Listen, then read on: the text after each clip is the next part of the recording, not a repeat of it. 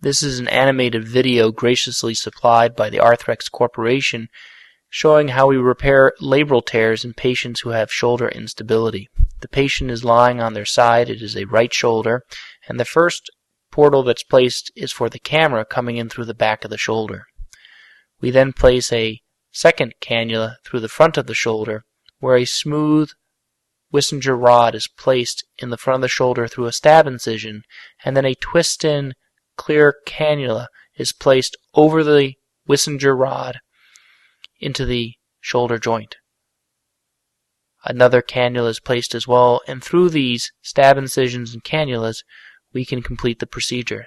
The first step that we perform is to debride the bone, and then we place anchors into the bone. By debriding the bone, we are going to facilitate healing of the labrum to the bone.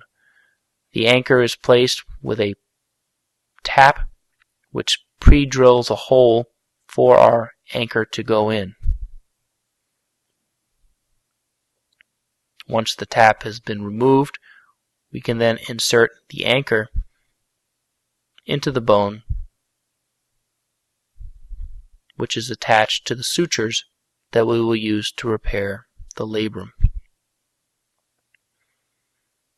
The sutures are brought out through another cannula, and a curved tissue passing device is brought in to pass around the labrum, and we can shuttle the sutures around the labrum to secure the labrum down to the glenoid.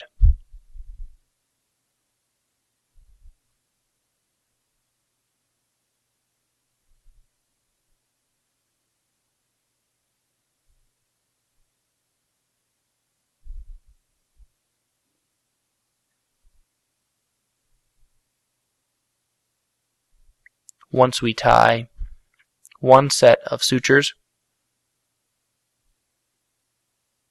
other anchors are added